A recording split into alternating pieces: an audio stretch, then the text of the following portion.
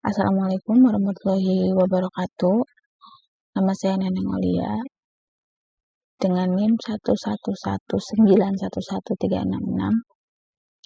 Kali ini saya akan mereview jurnal untuk persyaratan ujian akhir semester dengan tema IRM, Framework, COSO, dan ISO. Untuk artikel pertama yang berjudul Integrasi Balance Scorecard dengan COSO Entrepreneurship Management Framework, dengan nama Jurnal Akuntansi Bisnis volume 4 nomor 2 tahun publishernya yaitu Mei 2019, penulisnya Kurniawati, dan reviewernya saya sendiri, Neneng Olia. Yang pertama yaitu abstrak. Perusahaan di abad ke-21 menghadapi bisnis yang kompleks. Lingkungan penuh dengan peluang, tetapi diadu dengan resiko di mana mereka harus membuat keputusan bisnis yang efektif, meningkatkan hubungan interpersonal, bertemu masyarakat, kewajiban dengan strategi yang tepat, dan mengelola resiko. Untuk mengatasi hal tersebut, tantangan perusahaan membutuhkan alat manajemen yang dapat membantu perusahaan untuk mencapai tujuan Balance Scorecard atau BSC dan COSO Entrepreneurship. Tujuan penelitian ini bermaksud mengkondisikan perusahaan untuk kemudian melakukan perusahaan strategi yang tepat, implementasi strategi yang efektif, serta evaluasi kinerja agar mampu mengantisipasi perubahan-perubahan yang ada sehingga tujuan perusahaan dapat tercapai. Hasil penelitian dan pembahasan yaitu pada tahun 1992 telah diperkenalkan suatu konsep pengukuran kinerja yang berbasis strategi yang dikenal dengan nama Balance Scorecard. Konsep ini diperkenalkan oleh Robert S. Kaplan dan David P. Norton yang dimuat dalam artikel Harvard Business Review.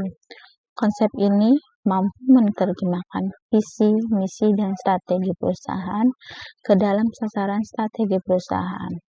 Pada tahap selanjutnya, ternyata konsep balance scorecard ini mengalami perkembangan yang cukup signifikan, yaitu tidak hanya sebagai sistem pengukuran kinerja, tetapi juga dapat digunakan sebagai sistem manajemen strategi dan alat komunikasi. Perspektif keuangan biasanya dikaitkan dengan pengukuran seperti operating income, return on investment, return on equity, dan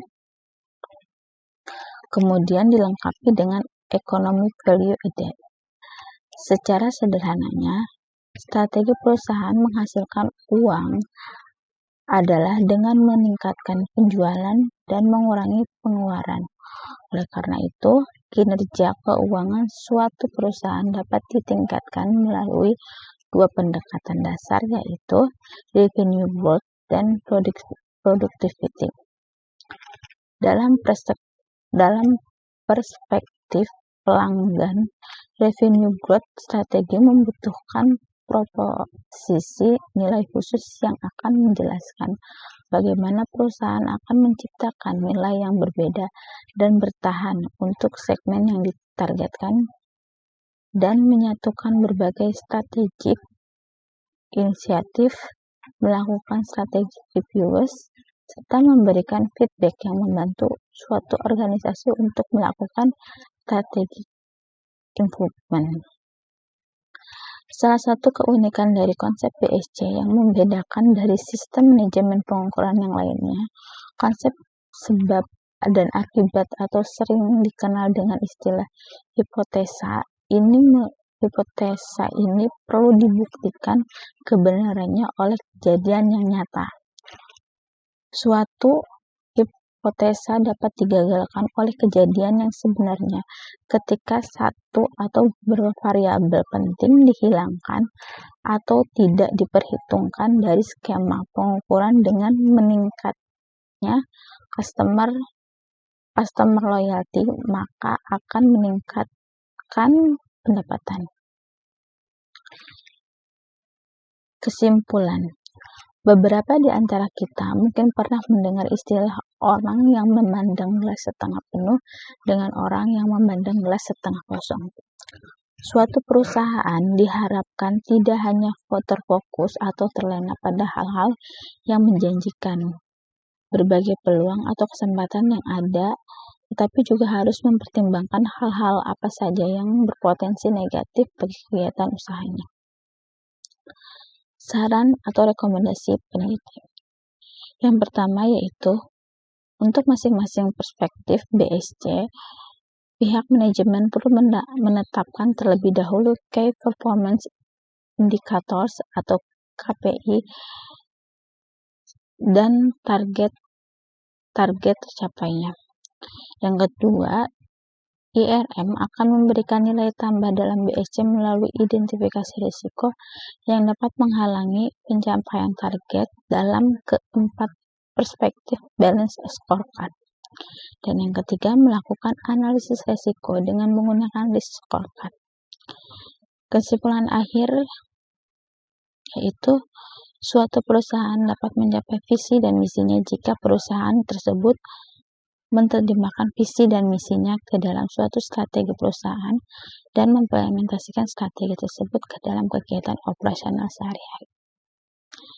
Untuk judul artikel yang kedua yaitu Entrepreneurial Management (IRM) sebagai suatu proses dan sistem dalam manajemen risiko, dengan nama judul Entrepreneurial Management, volume 4 nomor 1 tahun publisher yaitu April 2014 dengan penulis Muh Ruslan Abdullah dan reviewersnya saya sendiri dan yang mulia. Abstrak, ISO 31000 memberikan tolak ukur yang diakui secara internasional untuk desain dan implementasi kerangka IRM untuk manajemen risiko. Pendekatan ISO 31000 untuk mengembangkan dan menerapkan IRM serta kompatibel dengan pendekatan lain. Tetapi ini adalah standar pertama yang menyediakan solusi yang lengkap dan praktis.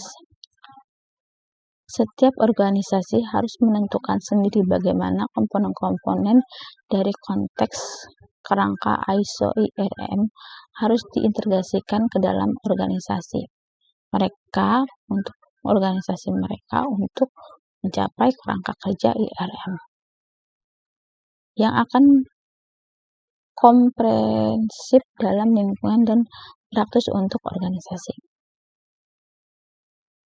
Pendahuluannya yaitu, berbicara bisnis tentunya tidak terlepas dari risiko yang membayanginya.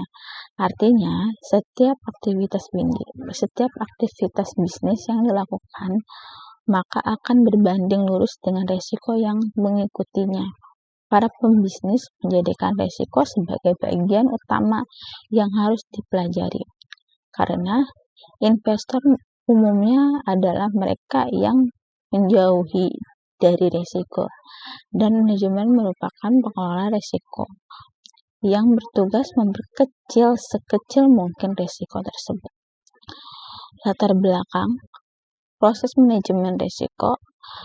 Standar ISO dapat diterapkan pada seluruh organisasi. Standar ini mengakui bahwa manajemen risiko yang lebih efektif jika dilakukan secara konsisten di seluruh organisasi seperti yang didefinisikan oleh framework IRM. Objek penelitian. Prinsip ISO adalah manajemen risiko yang harus memiliki nilai bersih bagi organisasi. Subjek penelitiannya, perusahaan akan meyakini manajemen risiko yang lebih efektif jika dilakukan secara konsisten di seluruh organisasi seperti didefinisikan oleh framework IRM. Metode penelitian.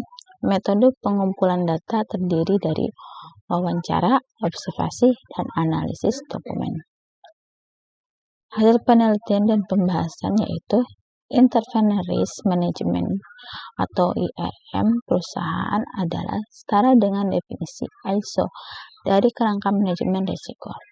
Dan dengan demikian, kerangka kerja dalam definisi ISO meliputi kebijakan, tujuan, mandat, dan komitmen untuk mengelola risiko, dan termasuk pengaturan rencana sumber daya, proses, hubungan, akuntabilitas, dan kegiatan internasional. ISO 31000 manajemen memiliki prinsip risiko dan pedoman yang dikembangkan oleh sebuah kelompok kerja ahli internasional lebih dari 30 negara. Kelompok kerja yang sama juga direvisi ISO GUID 73 pada tahun 2009 dan memberikan definisi untuk manajemen risiko. Risiko sesuai dengan definisi umum ISO adalah efek dari ketidakpastian pada tujuan manajemen risiko, bukan merupakan langkah add-on, melainkan sepenuhnya terintegrasi dan tertanam dalam semua proses pengambilan keputusan. Kerangka ISO dapat mengakomodasi mencari keuntungan organisasi serta regulator yang ada hanya untuk melindungi masyarakat dari bahaya. Kesimpulannya, ISO 31000 memberikan patokan yang diakui secara internasional untuk desain dan implementasi kerangka kerja IRM untuk manajemen risiko.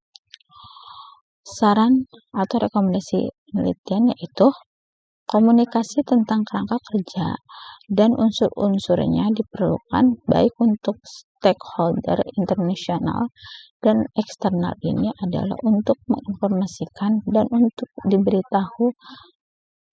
Komunikasi internal penting selama pelaksanaan IRM untuk memastikan bahwa setiap orang dalam organisasi tahu apa kerangka IRM dan apa yang diharapkan dari mereka. Kesimpulan akhir dari saya sebagai reviewer atas artikel ini yaitu komunikasi dan edukasi adalah hal penting bagi penerapan sistem IRM atau sistem lainnya. Demikian review jurnal dari saya. Kurang lebihnya mohon maaf. Assalamualaikum warahmatullahi wabarakatuh.